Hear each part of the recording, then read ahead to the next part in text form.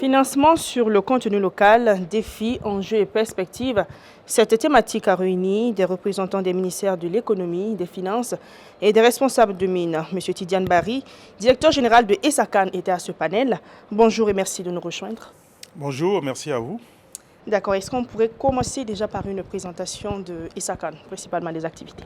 Oui, alors la mine d'Essakan est une mine d'or industrielle qui a commencé ses activités en 2010. Donc nous sommes à la 14e année d'exploitation minière.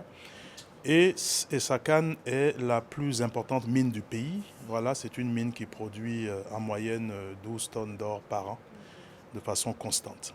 C'est aussi un employeur de choix au Burkina Faso. Nous avons 2400 employés directs et pratiquement 600 emplois indirects créés par cette activité.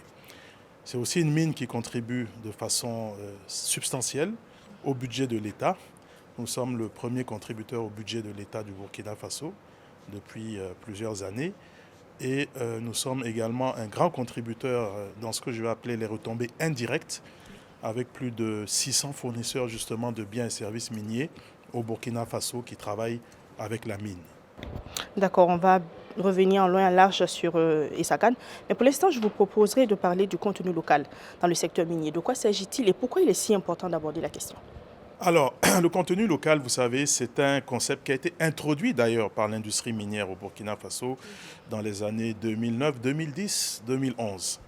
Il s'agissait de quoi? Il s'agissait en fait, en réalité, d'avoir un modèle d'affaires qui permet d'une part de rapprocher l'offre et la demande et d'autre part donc de créer des retombées endogènes donc, du secteur minier au niveau donc, de l'économie locale.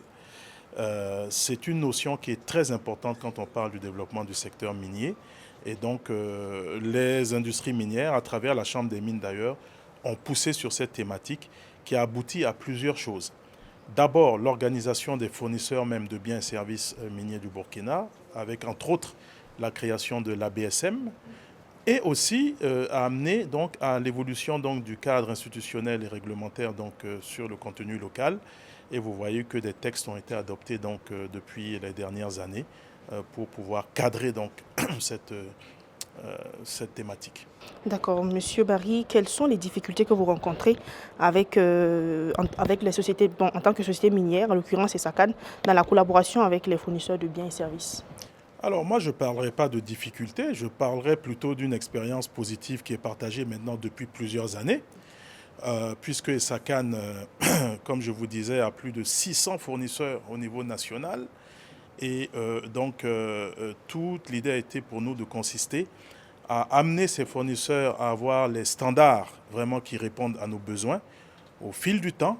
Et je dois dire que ça a été une progression très réussie parce qu'aujourd'hui, nous avons beaucoup plus de fournisseurs donc, nationaux qui approvisionnent la mine plutôt que de fournisseurs internationaux. D'accord. Et comment est-ce que ESACAN se débrouille pour avoir de si belles relations avec ses fournisseurs? Quand on sait que par moment aussi, ça tiraille entre les miniers et les fournisseurs. Oui, ben, c'est des expériences positives de partage de la richesse. Vous savez, à partir du moment où le modèle d'affaires permet à chacun de gagner, en fait, il n'y a pas de bagarre. Là où il y a des problèmes, c'est quand il y a de l'inefficacité dans la façon de faire, parce qu'on veut être complaisant ou parce qu'on veut mettre les choses sous un aspect peut-être d'aide ou de responsabilité sociale, etc. Dans la logique d'affaires, en fait, en réalité, quand vous arrivez à rapprocher l'offre et la demande, vous sauvez beaucoup de choses. Et je crois que c'est cette expérience réussie-là qui, elle-même, de soi, fait en sorte que ESACAN a de très bons rapports avec ses fournisseurs locaux. Et quel conseil est-ce que vous pouvez apporter aux fournisseurs locaux de façon générale, ce qui n'est plus ces difficultés-là entre fournisseurs et également les mines? Il faut améliorer les standards.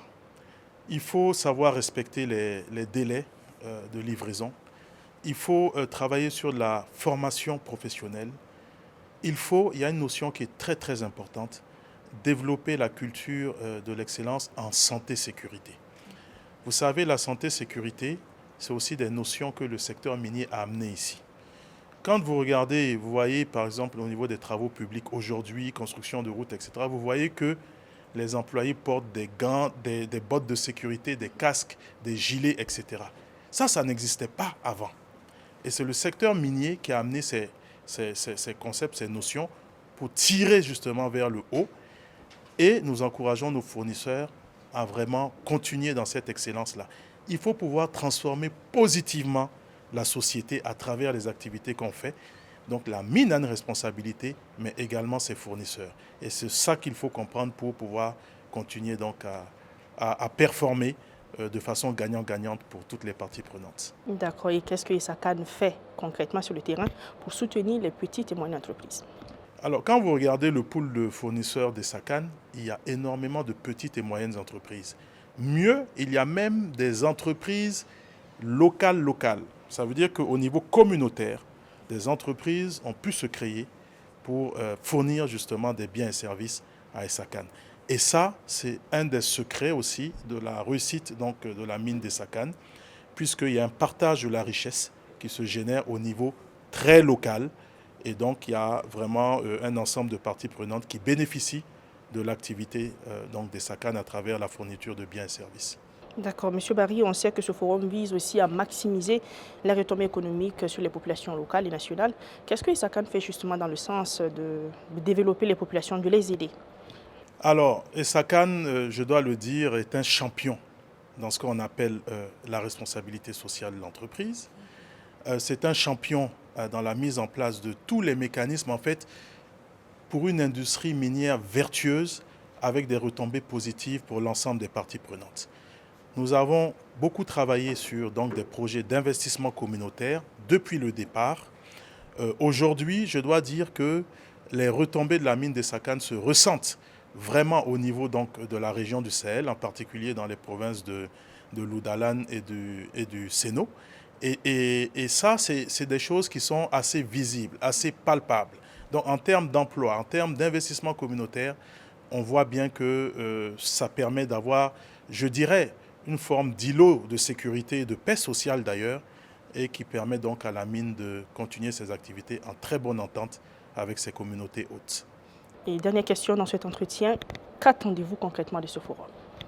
Alors, vous savez, la thématique aujourd'hui, c'est le financement. Bon, comme j'ai dit tout à l'heure, en fait, en réalité, cet acteur-là, qui concerne donc, le financement, là, devait apparaître déjà depuis plusieurs années.